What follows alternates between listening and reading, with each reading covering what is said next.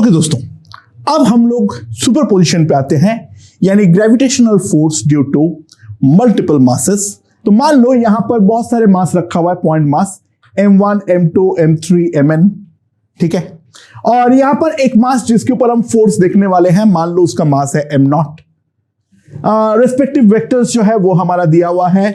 This one is the r1 vector, this is the r2 vector, this is the r3 vector, so on and so fourth. तो हमें m0 के ऊपर force जो है, find force on m0, ठीक है। अच्छा, ऑब्वियस सी बात है, ये सारे मासेस इंडिपेंडेंटली हमारे ऊपर इस वाले m0 के ऊपर फोर्स लगाने वाला है। तो m1 m0 के ऊपर जो फोर्स लगाता है, मान लो वो है f1 वेक्टर, जो m2 लगाता है मान लो वो है f2 वेक्टर, जो m3 लगाता है वो मान लो है f3 वेक्टर, और जो mn लगाता है वो मान लो है fn वेक्टर। तो थ्योरी ऑफ सुपरपोजिशन ये कहता है जो हमारा नेट फोर्स होगा वो है f vector, that is equals to f1 vector plus f2 vector dot dot dot fn vector, ठीक है। तो जनरलाइज करने के लिए मैं कोई भी एक मास ले लिया, जो मान लो यहां पर है, वो मास है mi, और ये वाला वेक्टर जो है दैट इज ri वेक्टर। तो force on m0 due to mi, इसको अगर मैं रिप्रेजेंट करता हूं fi वेक्टर से, और मान लो ये वाला पोजीशन वेक्टर जो है वो ri वेक्टर है, तो ऑब्वियस सी बात है हमारे पास fi वेक्टर कितना आएगा वेक्टोरियल फॉर्म से, that will be equals to gm0 mi by mod of ri का क्यूब इंटू ri वेक्टर। तो नेट फोर्स जो आएगा मेरे पास, that is denoted by f vector, that is summation fi vector, that is equals to gm0 summation mi ri vector by mod of ri का whole cube, I goes from 1 to n, that will give me the net force। but ऐसा vectorial form हम as such इस्तेमाल नहीं करते हैं, simply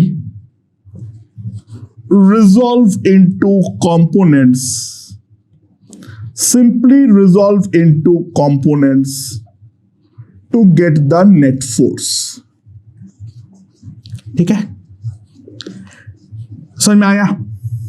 अगर ये forces जो है वो हमारा सेम डायरेक्शन पर नहीं है, तो कंपोनेंट पे रिजॉल्व कर लो, at max 3 independent vectors i cap, j cap और k कैप के टर्म्स में लिख डालो, and our problem will be solved, ठीक है। तो सबसे पहले एकदम बेसिक से चालू करते हैं। मान लो यहां पर हमारा मास है m, और यहां पर जो मास है that is equals to 4m, ठीक है। अच्छा, यहां पर हम लोग एक्सिस ले रहे हैं, this is the positive direction of x axis, ठीक है। एंड ऑब्वियसली ये हमारा ओरिजिन है, that is the negative direction of x axis. Third mass m0 is kept on x axis. Find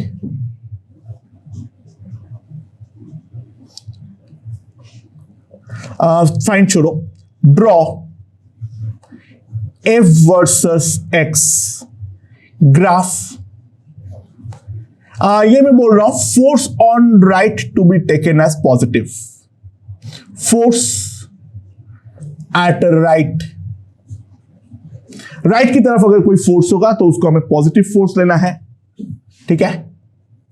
और ऑब्वियस सी बात है जो हमारा लेफ्ट की तरफ फोर्स होगा वो हम नेगेटिव लेने वाले हैं। एक चीज दिया हुआ है, ये वाला जो डिस्टेंस है, take this distance as a 3D। ठीक है। अच्छा, before I proceed any further, हमें सबसे पहले ये वाले क्वेश्चन में एक चीज निकालना पड़ेगा, that is the equilibrium position. अच्छा, इक्विलिब्रियम पोजीशन हम किस तरीके से निकालेंगे? ऑब्वियस सी बात है, ध्यान दो, क्योंकि ग्रेविटेशनल फोर्स हमेशा अट्रैक्टिव है, तो इक्विलिब्रियम पोजीशन जो भी आएगा वो m और 4m के बीच में आएगा, क्योंकि यहां पर m इसके ऊपर लेफ्ट की तरफ फोर्स लगाएगा और 4m जो है उसके ऊपर राइट की तरफ फोर्स लगाएगा। इसके इधर फोर्स हमेशा होगा टुवर्ड्स लेफ्ट, और इसके यहां पर फोर्स जो होगा वो हमेशा होगा टुवर्ड्स राइट। ठीक है, इक्विलिब्रियम आने का कोई संभावना क्रिएट तो होता ही नहीं है। तो हम जो देखेंगे ये है, इन दोनों के बीच में कोई एक पोजीशन ऐसा होगा, एग्जिस्ट करेगा। ठीक है, जहां पर m0 होने पर हमारा इक्विलिब्रियम होने वाला है। दिस इज, और ऑटोमेटिकली ये हो जाएगा 3D माइनस एक्स। सो ये वाला m0 के ऊपर इस तरफ फोर्स लगाएगा, ये मान लो है F1, और 4m m0 के ऊपर इस तरफ फोर्स लगाएगा, that will B F2 like this. अच्छा, F1 का वैल्यू कितना होगा? gm m0 by x square, और F2 का वैल्यू क्या आएगा? g4m m0 by 3D minus x का होल स्क्वायर। ठीक है, therefore at equilibrium F1 must be equals to F2। F1 और F2 डेफिनेटली इक्वल होना ही पड़ेगा। तो सिंपली हम क्या लिख सकते हैं? gm m0 by x square 4gm m0 by 3D minus x का whole square. So this m gone, m0 gone, g gone. Simply take the root, as all quantities are positive, we can simply write 1 by x 2 by 3D minus x. तो 3D minus x is equals to 2x. तो x is equals to t. हमारा equilibrium position जो आएगा वो x equals to d पर आने वाला है। अच्छा, एग्जैक्टली x इक्वल्स टू 0 और x इक्वल्स टू 3d पे हमारा फोर्स जो होगा वो इनफाइनाइट होने वाला है, क्योंकि पॉइंट मास के बीच का डिस्टेंस अगर 0 होगा तो फोर्स डेफिनेटली हमारा इनफाइनाइट जाने वाला है। ये है हमारा x इक्वल्स टू 0, ये है हमारा x इक्वल्स टू 3d। ठीक है, और यहां पर हमारे पास दोनों तरफ फोर्स एक्सिस है लाइक दिस। यहां पर हमारा m है, यहां पर हमारा 4m है। x इक्वल्स टू d पर इक्विलिब्रियम है, ये x इक्वल्स टू d पर हमारा इक्विलिब्रियम है। अच्छा, अब एक चीज ध्यान दो, मैं इसके अगर थोड़ा सा लेफ्ट पे ले आऊंगा तो m वाला फोर्स अब हमारा डोमिनेट करना चालू करेगा, यानी फोर्स जो होगा वो टुवर्ड्स लेफ्ट हो जाएगा। और इसके थोड़ा सा राइट पे ले आऊंगा तो ऑब्वियस सी बात है, अब 4m जो है वो हमारा डोमिनेट करेगा, तो फोर्स जो होगा वो टुवर्ड्स राइट हो जाएगा। यानी d से 3d के बीच में फोर्स हमेशा पॉजिटिव है और d से 0 के बीच में फोर्स हमेशा नेगेटिव है। तो दोनों के बीच में अगर मैं ड्रॉ करूं तो ऑब्वियस सी बात है, इनवर्स स्क्वायर लॉ है, कुछ कर्व होगा और यहां पर ये ग्राफ हमारा एसिम्प्टोटिक होने वाला है। एंड यहां से अगर हम ध्यान दें तो यहां से हमारा पॉजिटिव डायरेक्शन में ऐसे एसिम्प्टोट होने वाला है। So this will be the graph. ये हमारा x इक्वल्स टू डी है। अच्छा, अब 3D से मैं जैसे राइट की तरफ जाऊंगा इमीडिएटली फोर्स तो इनफाइनाइट रहेगा, लेकिन डायरेक्शन में अब बदलाव आएगा क्योंकि 4m और m दोनों अपने तरफ अट्रैक्ट करेगा, यानी फोर्स अब लग जाएगा टुवर्ड्स लेफ्ट। यानी अब जो ग्राफ होगा उसके बारे में अगर हम देखें तो मैग्नीट्यूड वाइज तो डिक्रीज करेगा। जब इनफाइनाइट सेपरेशन होगा तब फोर्स हमारा 0 हो जाएगा, यानी एसिम्प्टोटिकली फोर्स हमारा 0 पॉइंट को अप्रोच करेगा। एंड सिमिलरली अगर मैं टुवर्ड्स लेफ्ट देखूं यानी नेगेटिव डायरेक्शन ऑफ एक्स की तरफ देखूं, तो जैसे ही मैं यहां पर थोड़ा सा भी लेफ्ट की तरफ ले आऊंगा, फोर्स जो बन जाएगा वो टुवर्ड्स राइट बन जाएगा, यानी फोर्स हमारा पॉजिटिव बन जाएगा। एंड अगेन इनफाइनाइट सेपरेशन में फोर्स डिक्रीज करते करते एसिम्प्टोटिकली 0 की तरफ जाएगा। So that will give me the graph regarding force versus x. ठीक है, ऑब्वियसली बात है, इनवर्स स्क्वायर लॉ है, लीनियर ग्राफ नहीं होगा, ग्राफ कुछ कर्वेचर नेचर का होगा। That will give me the graph. मैं अगर राइट वर्ड को नेगेटिव मानूंगा तो ये पूरा ग्राफ को फ्लिप कर दो अबाउट एक्स एक्सिस, हमें ग्राफ मिल जाएगा। बट कुछ तो मानोगे, कोई एक डायरेक्शन को पॉजिटिव मानोगे without any loss of generality. हम लोगों ने इस तरीके से मान चुके हैं। चलो फिर अगला क्वेश्चन की ओर बढ़ते हैं। लेट्स सी अगला क्वेश्चन में क्या बोला है, ध्यान दो। यहां पर हमारा एक का पॉइंट मास रखा हुआ है m0, जो कि हमारा फिक्स्ड है। ठीक है, नाउ यहां पर ऐसे बहुत सारे मासेस रखा हुआ है m dot dot dot up to infinity. पहला है d पर, अगला है 2d पर, उसका अगला है 4d पर, so on and so forth, उसका अगला है 8d पर। ठीक है, तो सवाल यह है find net force on m से m0। Find the net force on m0। तो ये किस तरीके से निकालेंगे हम लोग, लेट्स सी। अच्छा, ये वाला m के चलते जो पहला फोर्स लगेगा वो लगेगा F1, that is gm0 upon d square.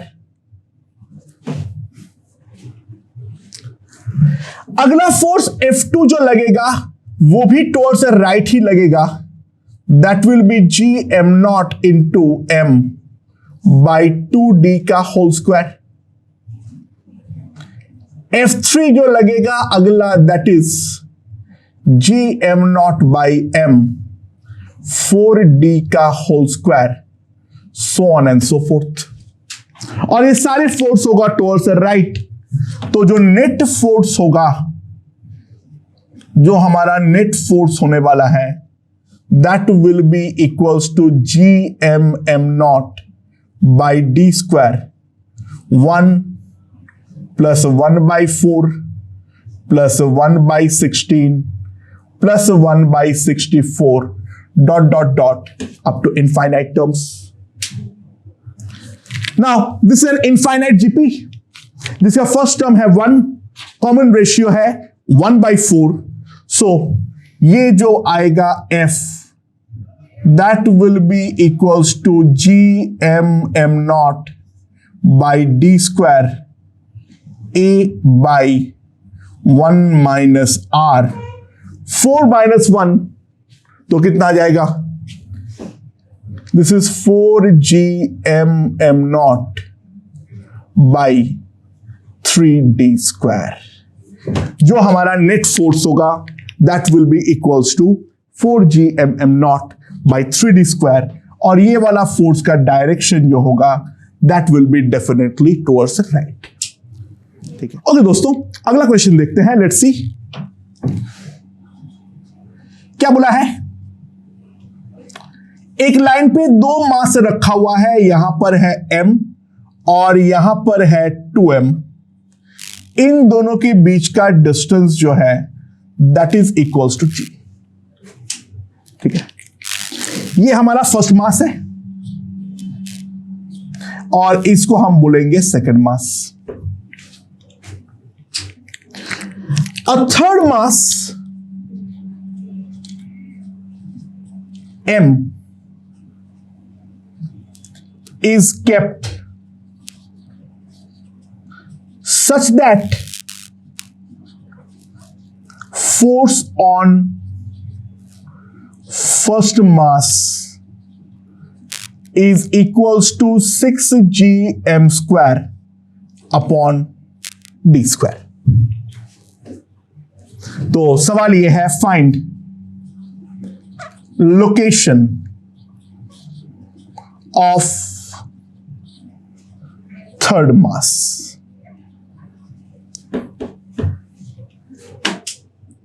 अच्छा, तो कहां पर रखना है इसके लिए, कहां पर रखना है इसके लिए सबसे पहले ध्यान दो, राइट नाउ फोर्स अभी जो लग रहा है फर्स्ट मास के ऊपर वो कितना है, 2gm square upon D square, जो कि definitely 6gm square upon D square से कम है। तो मुझे फोर्स बढ़ाना पड़ेगा। अच्छा, m के ऊपर 2m जो है वो डेफिनेटली राइट की तरफ फोर्स लगा रहा है, तो अगर मैं थर्ड मास को टुवर्ड्स लेफ्ट रखता हूं वो तो डेफिनेटली उसको कैंसल आउट करेगा, वो किसी भी हालात पर उसको सपोर्ट जो है वो तो हमारा नहीं कर सकता है। हाँ, एक पॉसिबिलिटी और है, बट एक मेन बात जो है, एक सॉल्यूशन तो यहां पर आएगा ही आएगा जहां पर मैं थर्ड वाला मास को इसके राइट पे रखूं। सो मैं एक सपोर्टिव वाला पोजीशन पे पहले रखता हूं। ध्यान देना, यहां पर है हमारा थर्ड मास m जो कि at a distance of x है और ये डिस्टेंस d है। यहां पर दोनों फोर्स हमारा सपोर्ट करेगा, तो gm square by x square plus 2gm square by D square must be equals to 6gm square by D square. ये हमारे पास आ जाएगा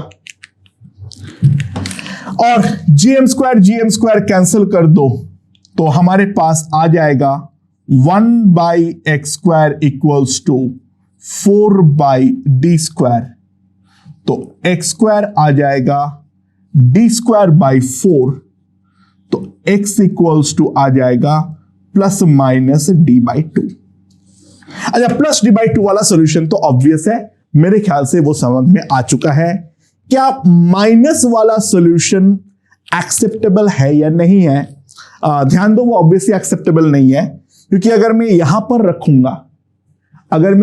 रखूंगा तो ऑब्वियसली ये वाला फोर्स जो लगेगा वो टुवर्ड्स लेफ्ट लगेगा 4gm by D square, 4gm square by D square, और वो डेफिनेटली ये वाला फोर्स को काटने वाला है। तो माइनस वाला सॉल्यूशन तो डेफिनेटली हमारा एक्सेप्टेबल है ही नहीं।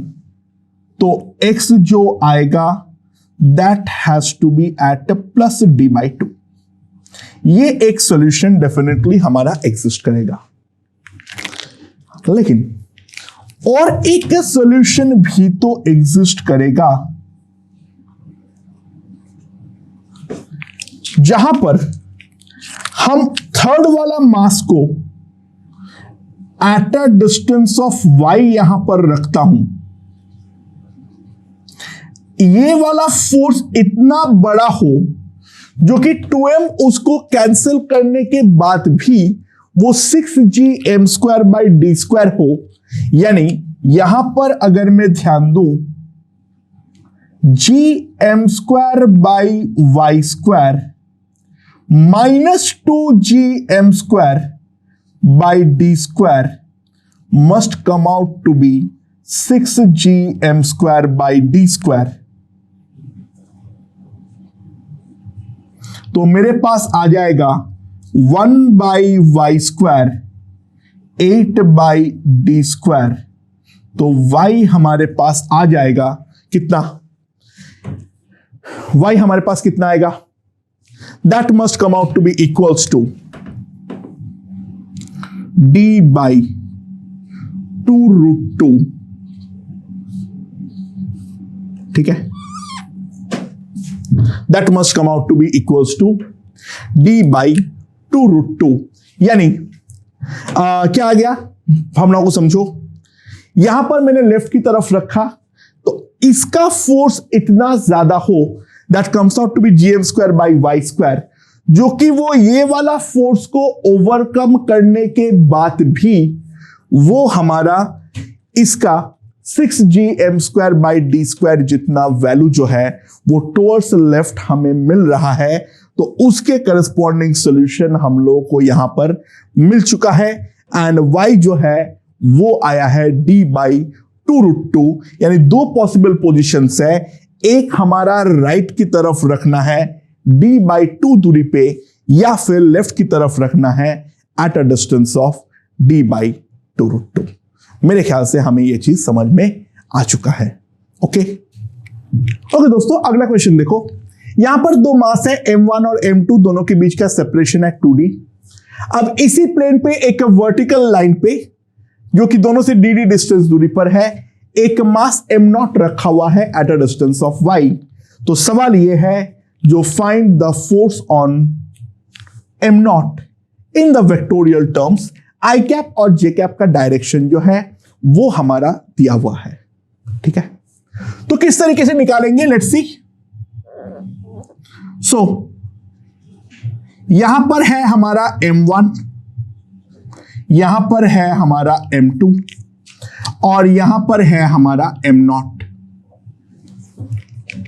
ठीक है, नाउ m0 के ऊपर m1 डेफिनेटली अपने तरफ फोर्स लगाने वाला है, दिस इज से F1, और m0 के ऊपर m2 जो है वो भी अपने तरफ फोर्स लगाने वाला है, like this F2।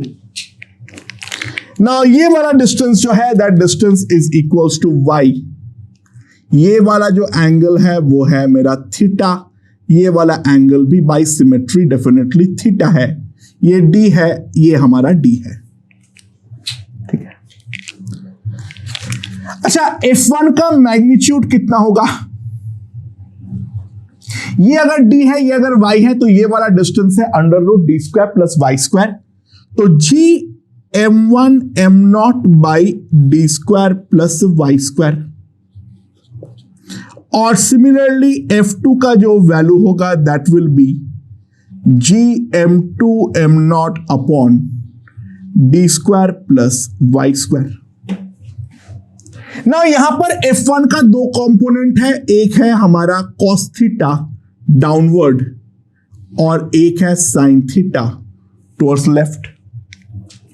Similarly F2 का भी दो कंपोनेंट है, एक है डाउनवर्ड लाइक दिस और एक है राइटवर्ड लाइक दिस। तो y डायरेक्शन में दोनों फोर्स जो है वो हमारा नेगेटिव है, तो Fy जो नेट होगा that will be simply F1 into cos theta plus F2 into cos theta, that is towards right downward. अच्छा, cos थीटा का वैल्यू क्या है? y upon √d² plus y²। तो that will be F1 plus F2 into cos theta, तो g m0 by d² plus y² into m1 प्लस m2 into cos theta, that is y by √d² plus y²। तो मैं अगर vectorial terms में लिखूं Fy vector, that will be minus g m0 m1 प्लस m2 D square plus Y square to the power 3/2 into Y into J cap. अच्छा, automatically देख लो, plus जे cap होगा या माइनस जे कैप होगा, वो हमारा y का वैल्यू पे ही डिसाइड हो जाएगा। y अगर हमारा पॉजिटिव हुआ तो fy वेक्टर नेगेटिव होगा, और y अगर हमारा नेगेटिव हुआ यानी डाउनवर्ड हुआ, फिर तो अपवर्ड पुल मिलेगा, fy वेक्टर ऑटोमेटिकली हमारा पॉजिटिव हो जाएगा। तो उस पे हमें दिमाग लगाने की कोई जरूरत नहीं है। तो fx क्या आएगा मेरे पास? अच्छा, मैं m2 को बड़ा मान ले रहा हूं, so that will B f2 sine theta minus f1 sine theta towards right. मैं एज्यूम कर ले रहा हूं m2 m1 से बड़ा है, और अगर ऑटोमेटिकली अगर m1 होगा तो हमारा ये एजम्पशन उल्टा हो जाएगा। इट डजंट मैटर, ऑटोमेटिकली वो हमारा सेट हो जाना चाहिए। अच्छा, साइन थीटा का वैल्यू जो है वो है d by under root D square plus Y square. So f2 minus f1 D square plus Y square m2 minus m1 d by under root D square plus Y square. So fx vector जो आ जाएगा मेरे पास, वो automatically क्या आ जाएगा? That will be equals to g m0 m2 minus m1 into d by D square plus Y square to the power 3/2 into I cap. ये हमारे पास नेट fx वेक्टर आ जाएगा, और जो नेट फोर्स होगा f vector, that will be nothing but fx vector plus fy vector. ठीक है। सो दोस्तों, सिंपली हम कंपोनेंट पे रिजॉल्व करते हुए प्रॉब्लम को इस तरीके से सॉल्व कर सकते हैं। अब एक मस्त क्वेश्चन देखो क्या है। दो मास रखा हुआ है m दोनों के बीच का जो दूरी है वो है 2d। अब यहां से वर्टिकल लाइन पे d डिस्टेंस दूरी पे एक मास रखा हुआ है m0। ठीक है, वो कहां पे रखा हुआ है वो अभी तक राइट नाउ बोला हुआ नहीं है। ये m0 को मैंने प्लेन के बाहर एक झटका दिया, यानी उसका एक वेलोसिटी दे दिया, जिस कारण पे मैंने ऑब्जर्व किया जो ये इसमें जो बोर्ड के परपेंडिकुलर प्लेन है, यानी समथिंग लाइक दिस, एक सर्कुलर मोशन एग्जीक्यूट करता है। जो सर्कुलर मोशन का प्लेन है वो हमारा स्टेबल है, तो हमें ओमेगा निकालने की जरूरत है। अच्छा, सर्कुलर मोशन का प्लेन हमारा स्टेबल है, इसका सिंपल मतलब ये है ये x डायरेक्शन के अलोंग हिलना नहीं चाहिए, यानी fx जो है वो डेफिनेटली हमारा 0 होना जरूरी है। और ये हमारा 0 होना जरूरी अगर है तो सबसे पहली बात तो ये है, ये डिस्टेंस हमें निकालना है जो कहां पर वर्टिकल लाइन के अलोंग में रखूंगा। अच्छा, बाय सिमेट्री, ठीक है, सिंपल सी बात है, कैलकुलेशन करना तो बहुत लंबा पड़ेगा। बाय सिमेट्री में एक चीज तो डायरेक्टली लिख सकता हूं, x जो होना चाहिए that must be equals to d। x जो होना चाहिए वो डेफिनेटली हमारा d के इक्वल होना चाहिए, तभी हमारा fx जो है वो 0 होगा। बाय सिमेट्री है, दोनों फोर्स जो है वो डेफिनेटली कैंसिल आउट करना चाहिए, दोनों मास इक्वल है। अनइक्वल मास के लिए कैलकुलेशन भयंकर टीडियस बनता है, it's a problem of calculation.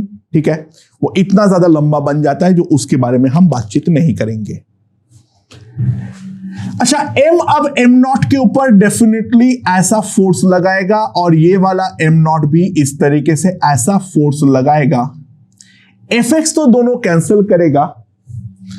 यहां पे हम एक चीज बोल सकता हूं, जो नेट fy है will provide the necessary centripetal force of circular motion. यहां पर जो सर्कुलर मोशन है वो होने के लिए जो नेसेसरी सेंट्रीपेटल फोर्स है वो हमारा डेफिनेटली Fy जो है वो हमारा प्रोवाइड करेगा। अच्छा, कोई भी एक फोर्स को F मान लो, ये वाला एंगल को थीटा मान लो, ठीक है। ये d है, ये d है, तो ये वाला डिस्टेंस √2d है, तो फोर्स का जो मैग्नीट्यूड होगा that is Gm_m0 by √2d का होल स्क्वायर, तो that is Gm_m0 upon 2d square. So जो हमारा सेंट्रीपेटल फोर्स होगा वो कितना होगा? जो हमारा सेंट्रीपेटल फोर्स होगा that will be equals to 2Fy। ये एक के चलते Fy, दूसरे के चलते Fy, that will be 2Fy and that will come out to be equals to 2F cos theta. Now cos theta का वैल्यू क्या होगा? d by √2d, that is 1 by √2। So कितना आ जाएगा? That is equals to 2Gm_m0 by 2√2d square and तो centripetal force is equals to Gm_m0 by √2d square. अगर circular motion का जो रेडियस होगा वो हमारा कितना होगा? डेफिनेटली इक्वल्स टू d, क्योंकि d का रेडियस पे तो ये गोल गोल घूमेगा। तो सिंपल सी बात है, अगर मैं लिखूं Gm_m0 by √2 into d square is equals to m0 omega square into r, that is equals to d। तो ओमेगा स्क्वायर जो आएगा, m0 काट दो, Gm by √2 into d cube. तो एंगुलर जो हमारा उसका वेलोसिटी होगा, angular velocity, that will be simply equals to √Gm by √2 into T cube. ये हमारा सिंपल ओमेगा जो है सर्कुलर मोशन का वो हमारा आ जाएगा। तो अगर दो मास रखा हुआ है उस तरीके से कैसे सवाल सॉल्व करना है, इसका एक बेसिक आइडिया डेफिनेटली यहां से हमारा लग चुका है। तो मल्टीपल मासेस को लेकर आते हैं, एक बार देखते हैं एक आध क्वेश्चन। अच्छा, मान लो यहां पर 4 मासेस रखा हुआ है, एक स्क्वायर है, 4 पॉइंट मासेस रखा हुआ है। This is m, this is 2m, this is 3m, this is 4m। ये जो है वो है a। ये स्क्वायर है जिसके चारों कॉर्नर में 4 मासेस इस तरीके से रखा हुआ है। ये है हमारा I कैप, ये है हमारा J cap. Find force on 3m। 3m के ऊपर फोर्स कितना होगा वो चीज को निकालो। अच्छा, 3m के ऊपर डेफिनेटली तीनों मास जो है वो हमारा फोर्स लगाने वाला है। तो 3m के ऊपर ध्यान दो, एक m लगाएगा इस तरफ F1, 4m लगाएगा इस तरफ F2 और 2m के ऊपर इस तरफ लगाएगा F3। एक तरफ लगेगा F1, एक तरफ लगेगा F2, इस तरफ लगेगा F3। तो अब हमें इंडिविजुअली F1, F2 और F3 ये तीनों निकालने की जरूरत है। तो हम किस तरीके से निकालेंगे सबसे पहले देखते हैं। अच्छा, F1 का वैल्यू कितना होगा? G m into 3m by a square, और यहां पर जो डायरेक्शन होगा दैट विल बी अपवर्ड। जो हमारा F2 है वो भी तो सिंपल है, that is equals to G 3m into 4m by a square. ये होगा हमारा टुवर्ड्स राइट। अच्छा, F3 जो है मैग्नीट्यूड वाइज तो सही है, लेकिन F3 को हमें कंपोनेंट में रिजॉल्व करने की जरूरत तो पड़ेगी ही। ये वाला एंगल ध्यान देना 45 डिग्री है, और ये अगर A है, ये अगर A है, तो ये डिस्टेंस जो होगा वो हमारा √2a होगा।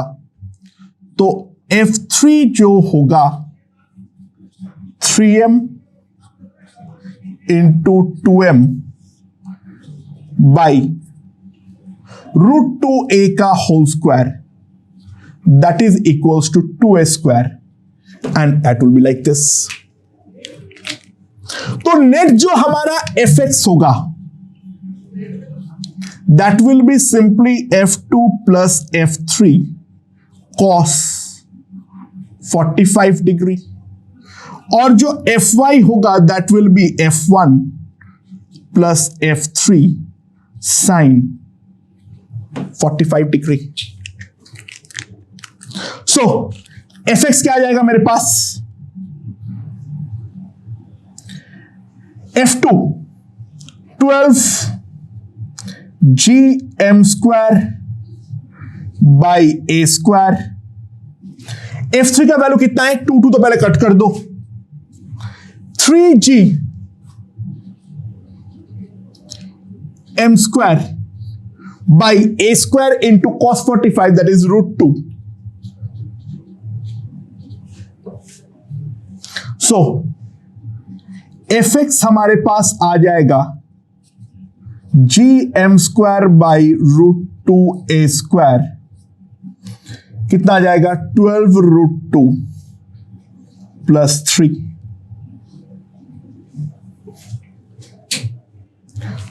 और Fy का जो वैल्यू आ जाएगा F1, that will be simply 3gm square by a square plus F3 into sine 45, that is again 1 by √2 3gm square by √2m square a square, and that comes out to be equals to 3gm square by a square into √2a square common ले लो ऊपर। तो net force जो होगा वो हमारा आई cap और जे cap के terms में अगर लिखूं तो F वेक्टर इक्वल्स टू, यहां से भी 3 कॉमन ले लो, 3gm square by √2 into a square. ये वाला पार्ट मैंने कॉमन ले लिया। उसके बाद आएगा 4√2 plus 1 into I cap √2 plus 1 into J cap, that is the net force vector, that is equals to F vector. ये हमारा मल्टीपल मासेस के केस में हम इस तरीके से कंपोनेंट पे रिजॉल्व करते हुए सॉल्व करने वाले हैं। ओके दोस्तों, अगला क्वेश्चन देखते हैं क्या बोला है।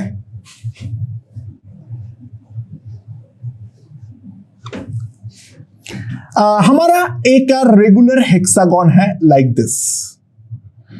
रेगुलर हेक्सागन मतलब ऑब्वियस सी बात है, इसका छियों के छियों साइड्स जो है वो हमारा इक्वल है, और हर किसी का साइड लेंथ जो है वो है हमारा a। नाउ रेगुलर हेक्सागन में क्या है, यहां पर जो सेंटर है उस सेंटर पे एक मास रखा हुआ है m0, ठीक है। नाउ यहां पर एक मास है m, यहां पर एक मास है m, यहां पर एक मास है m, यहां पर एक मास है 2m, यहां पर एक मास है 2m, यहां पर एक मास है 2m, यहां पर है आई कैप, और यहां पर है जे कैप, यहां पर है आई कैप और यहां पर है जे कैप। तो find force on am not, am not के ऊपर फोर्स जो है वो हमारा कितना होने वाला है। अच्छा, किस तरीके से निकालेंगे? सबसे पहले देखो, पूरा पागलों की तरह छियों के छियों मास को लेके सॉल्व करना एक लिटरल पागलपन होने वाला है। तो दोस्तों, सबसे पहले ध्यान दो, अगर मान लो यहां पर m होता, ठीक है, तो ये वाला m और ये वाला m डेफिनेटली हमारा कैंसिल आउट करता, ये वाला m और ये वाला m डेफिनेटली हमारा कैंसिल आउट करता। तो क्यों ना यहां पर दो पॉइंट मास सोच लो, दोनों m और m का। सिमिलरली यहां पर भी दोनों पॉइंट मास है m और m का, और यहां पर भी दोनों पॉइंट मास है m और m का, राइट। तो हम लोगों ने यहां पर जो है पूरा सिस्टम के बारे में सोचूं तो ये वाला m ये वाला एक m को कैंसिल करेगा, ये वाला एक m ये वाला एक m को कैंसिल आउट करेगा, और ये वाला एक m दूसरा m को कैंसिल आउट करेगा। तो इफेक्टिवली अब जो मेरा प्रॉब्लम बन गया है उसके बारे में ध्यान दो। हम लोग 6 मास को सबसे पहले 3 मास पे रिड्यूस कर चुके हैं, यानी ये है हमारा figure of symmetry, okay. And अब हमारे पास यहां पर एक m है, यहां पर एक m है, और यहां पर एक m है। सेंटर पे जो है दैट इज m नॉट।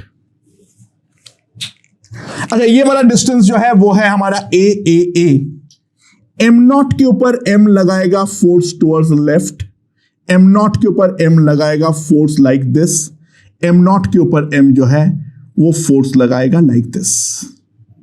ये है a, ये है a, ये है a, ठीक है। अच्छा, फोर्स का मैग्नीट्यूड तीनों में ही इक्वल होगा और उस फोर्स का वैल्यू होगा G M M naught upon A square like this, ठीक है। अच्छा, बट ये वाला दोनों फोर्स एक्स और वाई के अलोंग नहीं है, तो ऑब्वियस सी बात है इसको हम कंपोनेंट पे रिजॉल्व करेंगे। एक यहां पर आएगा और एक यहां पर आएगा, एंड सिमिलरली ये वाले फोर्स का भी 2 कंपोनेंट होगा, एक ऐसा और एक ऐसा। नाउ बाय सिमेट्री ये दोनों कंपोनेंट डेफिनेटली हमारा कैंसिल आउट होने वाला है। अच्छा, ये वाला एंगल जो है दैट एंगल इज 30 डिग्री, क्योंकि ये सारे इक्विलैटरल ट्रायंगल्स होते हैं, ठीक है। तो ये अगर 60 डिग्री है तो हाफ एंगल जो है वो है हमारा 30 डिग्री। तो नेट जो y के अलोंग फोर्स आएगा that will be equals to 2f into cos 30 in the downward direction. Now that is equals to 2 into g m naught upon a square cos 30, that is root 3 by 2, like this. 2 is gone, that is root 3 g m naught by a square in the downward direction. और जो fx होगा, जो हमारा fx होगा वो fx कितना आएगा? that will be simply equals to f, that is equals to g m naught by a square in the left hand direction. Now downward is minus j cap and दूसरा जो हमारा leftward है वो है minus I cap. तो net जो force आएगा F vector that will be equals to minus G M naught by A square I cap plus root 3 j cap. That will give me the net force. दोस्तों ध्यान देना, इस तरीके से हम लोग कोई भी रेगुलर फिगर के केस में सिमेट्री को एक्सप्लॉइट करते हुए नंबर ऑफ मासेस को डेफिनेटली रिड्यूस कर सकते हैं। यहां पर मेन फंडा यह है, अगर रेगुलर कोई भी पॉलीगन के सेंटर पर एक मास रखा हुआ है, इन दैट केस हमारा नेट फोर्स जो होगा उस मास पे वो डेफिनेटली हमारा 0 ही होने वाला है। सबसे पहले इस बात को हम समझते हैं, ठीक है। ओके दोस्तों, अगला क्वेश्चन देखते हैं। ये क्यूब है a क्रॉस a का, ठीक है, एंड आई जे के में दिखा रखा हूं। 3 पॉइंट मास रखा हुआ है m m m a b और c पे, जैसे दिखाया हुआ है। अब इसके जो हमारा बॉडी सेंटर है उस पर एक तीसरा मास है m। तो सवाल यह है, पहला, ये जो d पे जो मास m है, जो बॉडी सेंटर पे जो मास है, उसके ऊपर हमारा फोर्स जो है वो हमारा कितना लग रहा है, पहला सवाल। और दूसरा सवाल यहां पर यह भी है, जो एक चौथा आइडेंटिकल मास m को मैं कहां पर रखूं जो कि d के ऊपर हमारा फोर्स जो है वो हमारा 0 हो जाए, ठीक है। सो दोस्तों, किस तरीके से इस प्रॉब्लम को अप्रोच करेंगे, सबसे पहले देखते हैं। अच्छा, ए बी सी तीनों का इससे जो डिस्टेंस है वो तो हमारा एग्जैक्टली इक्वल है, और ये जो डिस्टेंस होगा दैट विल बी √3a/2। तो मैग्नीट्यूड वाइज फोर्स जो है वो तो हमारा सब में ही सेम लगाएगा। मॉड ऑफ एफ जो होगा that will be equals to gm² by √3a/2 का whole square, that is 4gm² by 3a²। ये हमारा नेट फोर्स का मैग्नीट्यूड जो है वो हमारा होने वाला है, ठीक है। अच्छा, अब हम अगर आई कैप जे कैप के टर्म्स में देखें, अच्छा बाय द वे एक बात ध्यान दो, यहां पर ए बी और सी, ए किस तरफ फोर्स लगाएगा, ए अपने तरफ लगाएगा, तो सारे बॉडी डायगोनल इक्वली इंक्लाइंड होते हैं। तो एक बात ध्यान देना, जो भी हमारा बॉडी डायगोनल का एन वेक्टर होगा that will B ±1/√3 I cap ±1/√3 J cap ±1/√3 K cap. Equally inclined vectors के बारे में हम पहले ही बातचीत कर चुके हैं। हाँ, प्लस भी हो सकता है, माइनस भी हो सकता है, दैट डजंट मैटर। अच्छा, ए जो है वो बॉडी सेंटर के रिस्पेक्ट में किस तरफ है, एक तो ऊपर है, यानी के कैप के अलोंग पॉजिटिव लगाएगा। अच्छा, वाई के अलोंग जो है वो टुवर्ड्स लेफ्ट है, तो ऑब्वियस सी बात है माइनस जे कैप के अलोंग लगाएगा। और ए जो है वो बॉडी सेंटर के रेस्पेक्ट में आई के अलोंग आगे है, तो ऑब्वियस सी बात है आई कैप के अलोंग पॉजिटिव डायरेक्शन में फोर्स लगाएगा, क्योंकि एम जो है वो ये वाला एम को डेफिनेटली अपने तरफ अट्रैक्ट करेगा। तो एफ ए वेक्टर जो होगा, ध्यान देना, that will be 4gm² by 3a² 1/√3 I cap, I के अलोंग पॉजिटिव, जे के along negative, K along definitely positive होगा। Now F V vector B के बारे में अगर मैं ध्यान दूं, तो बी जो है वो अपने तरफ अट्रैक्ट करेगा। अच्छा, एक्स के अलोंग डेफिनेटली वो पीछे है, ठीक है, माइनस एक्स की तरफ है वो बी।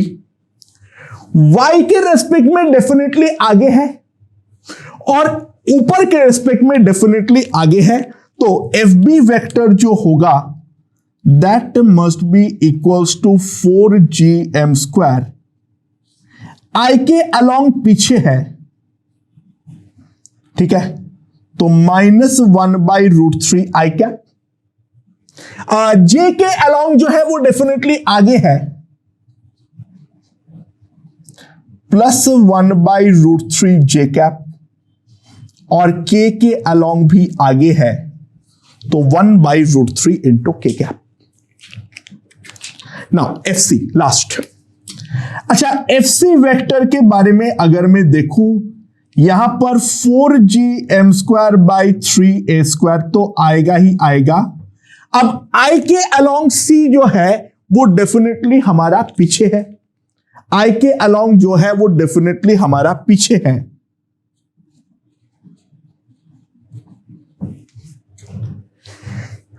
जे के अलोंग डेफिनेटली वो पीछे है,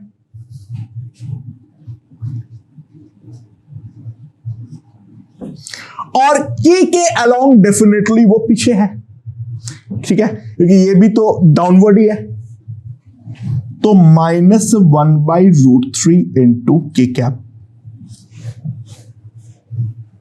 तो नेट जो फोर्स होगा F vector, that will be FA vector plus FV vector plus FC vector, that is equals to 4gm²/3a²। इनको अगर मैं ऐड करूं, ये वाला प्लस माइनस में एक माइनस बचेगा, -1/√3 आई कैप, ठीक है। यहां पर अगर मैं देखूं दो कैंसिल हो गया, तो -1/√3 इंटू जे कैप, और यहां पर अगर मैं देखूं दो एक प्लस माइनस कैंसिल हो गया, +1/√3 इंटू के कैप। ये हमारे पास एफ नेट वेक्टर आएगा, यानी जो हमारा एफ नेट वेक्टर होगा -4gm²/3√3a² आई कैप प्लस जे कैप माइनस के cap.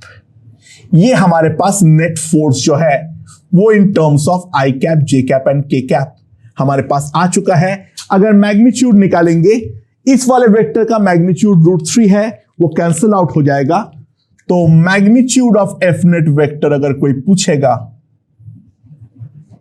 That will simply come out to be 4gm²/3a²।